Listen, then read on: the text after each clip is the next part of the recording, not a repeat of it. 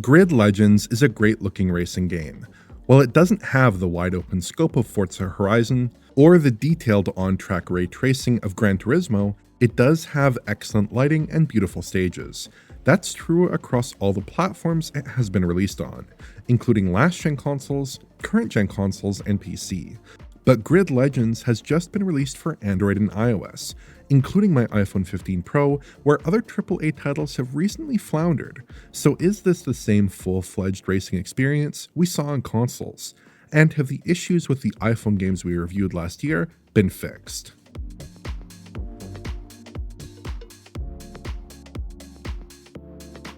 A quick side-by-side suggests a pretty impressive visual turnout on iPhone, with results that seem broadly comparable to the last-gen Xbox One version of the game. But if you look under the hood, there have been some noticeable cuts. The lighting, for one, has been simplified in a few ways. Shadows are obviously lower res, with a sharper divide between cascades. Shadow aliasing is a bigger problem as a result, with coarser shadows that look less natural at rest. This becomes a more substantial issue in cockpit view, where the close camera perspective exposes the low resolution of the nearest cascade. Foliage shadows also don't animate on iPhone, presumably to reduce the number of shadow map updates the game has to process. I would say these shadow changes aren't that noticeable in the typical third-person camera when actually driving at speed though. We see other small lighting changes throughout the game, like the less effective impression of ambient occlusion in this truck cockpit. The foliage in some tracks appears a bit flatter, with lower contrast shade beneath. Subtle lighting tweaks are present across the tracks if you look closely, though during gameplay, their impact is more muted. Volumetric lighting is probably the biggest flat-out omission here, as the trackside environment often no longer features volumetric lights. This makes a big visual difference in certain tracks, like this one, though most tracks and times of day look similar enough. But there is one lighting tweak that actually favors my iPhone here, curiously enough. The real-time cube maps used for vehicle reflections on Xbox update at just 15 Hz, one for every 2 frames essentially. On iPhone though, they are full rate and distract much less. They also appear to be higher resolution. In the over-the-hood view here, we can see a distinct difference in quality between iPhone and Xbox, substantially favoring the mobile device. The lower update rate on Xbox stands out too, with the iPhone producing a much more convincing impression of reflective detail overall. Model detail also takes a hit. LODs pop in closer to the camera, as you can see with the cars here, which become tireless floating cars a bit faster on iPhone.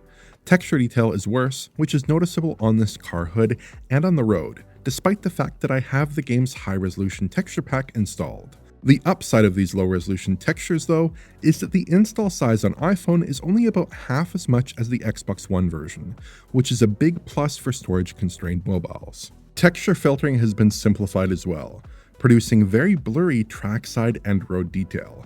Racing games can be quite vulnerable to trilinear texture blur at steep angles, which seems to be an issue here. Crowds are also quite a bit simpler on iPhone.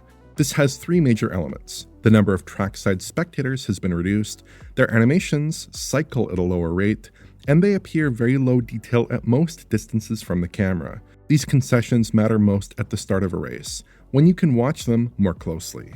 There are lots of other minor cutbacks as well. The little trails of particulate that follow the car tires in wet and snowy tracks are gone, for instance. Likewise for the confetti at the start of this circuit. The flashes of lightning on this track are gone too.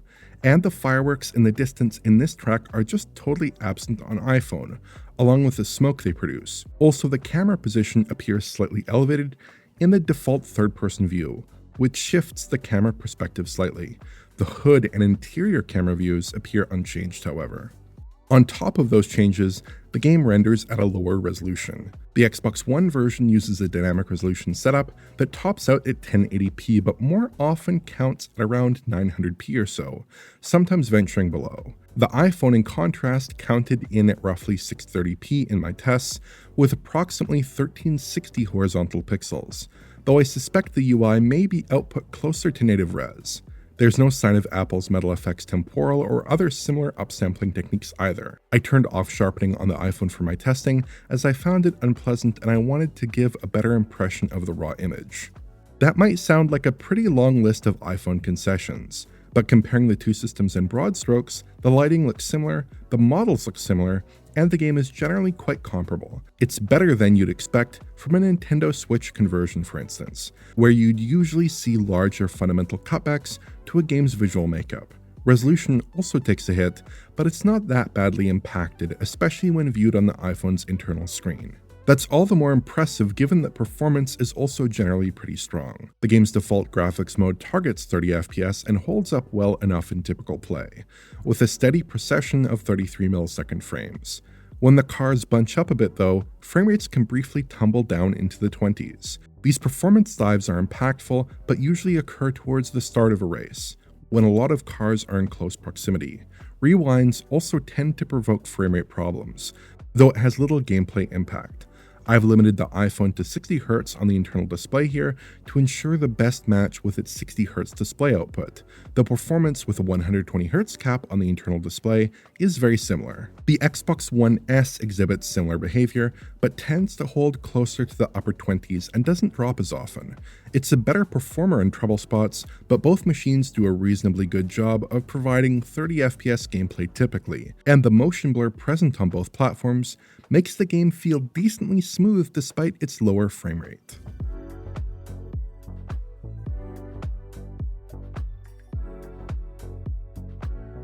So far, I've just been showcasing the iPhone 15 Pro in its default graphics mode, which provides the closest analog to the home console experience. But there are two other visual modes to look at as well, which come with their own trade-offs. The battery saver mode comes with a few cuts, most obviously the removal of screen space reflections, which makes a pretty big difference on wet circuits.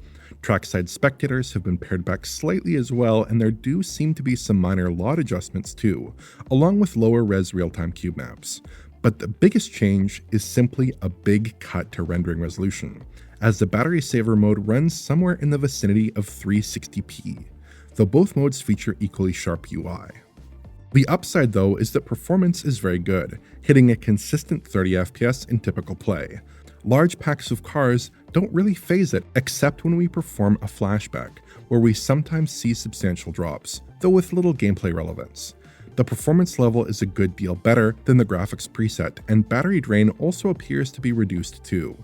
The performance mode has all the same visual compromises as the battery saver mode, except that resolution is somewhat higher here at roughly 550p, but this mode uses real-time cube map reflections that update at half rate, which means 20 Hz here. That's because the performance mode now runs at 40 FPS by default on the iPhone's 120Hz screen, which I haven't actually seen before on iOS. Frame rates here can dip a little when the cars are bunched up, but generally the game flies along at a stable 40 FPS. If we limit the iPhone to 60Hz though, the game runs at 30 FPS, which is pretty sensible given that 40 FPS doesn't divide evenly into 60Hz.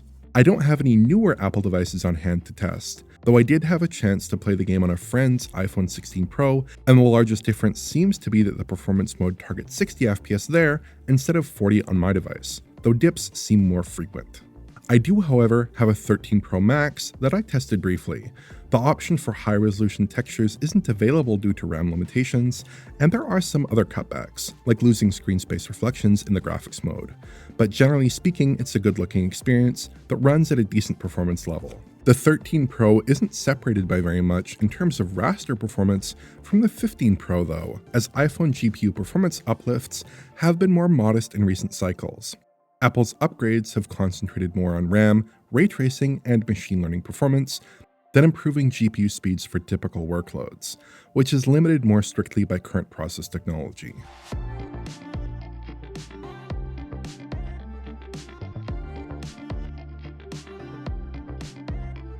Before closing out this video, I thought I'd take another look at Assassin's Creed Mirage and Death Stranding, two very demanding iPhone efforts I reviewed last year.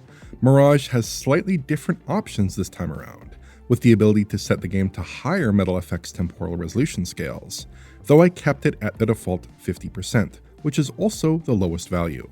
Initial impressions at low settings were faintly positive, with a minimum of issues. However, a few minutes into the run, I started seeing a number of problems: frame rate drops, stutters, and lengthy game pausing hitches, which hit fast and hard.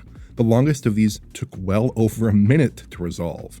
The app also crashed twice over roughly 30 minutes of play. I tried the high settings option and encountered similar issues, though the framerate in general play was a lot worse, usually falling a good deal short of 30 FPS. If we turn the resolution scale to 100%, framerates tumble to the mid-teens, though image quality is greatly improved. The resolution scale option then seems to serve as a bit of future-proofing for upcoming iPhone devices, not as something actually all that useful today. Death Stranding exhibited performance issues as well, in a roughly similar manner to the launch version I tested last year. It's not anywhere near as bad as Mirage, but it struggles to stick to 30 during some sequences, despite a very low resolution that appears quite blurry. These issues come despite running these games in the iPhone's game mode, new as of iOS 18, which triggers automatically when opening a game on the device. All the footage in this video has been captured with game mode on, which I expect most players will stick with. Getting to the bottom of this mode would take further testing, but the primary change here is that certain types of background tasks are deferred until you stop playing the game, which likely improves performance in some scenarios. In any case, whatever game updates or iOS updates have occurred since I first looked at these games haven't brought these titles up to a consistently high standard, particularly in Mirage, which remains very difficult to recommend. Grid Legends, though, is a big exception, delivering solid visuals at a good performance level, unlike the majority of the last-gen iPhone ports I've looked at since the iPhone 15 Pro launched. There are a good number of compromises relative to home consoles, but it's satisfyingly rich relative to other heavy hitters on the platform. It's also a game that doesn't require 8GB of RAM to operate, running fine on older iPhone devices, which is a plus for users who upgrade phones less frequently. So Grid Legends is a rare game indeed, an 8th gen console port that I can actually recommend playing on iPhone. It doesn't suffer from any glaring flaws, and it's a well-optimized version of a beautiful racing title. If you enjoyed this video, please like, subscribe, and press the bell for YouTube notifications. Check out the Patreon at digitalfoundry.net for exclusive and early access content, and to get in touch, use social media. Thanks for watching.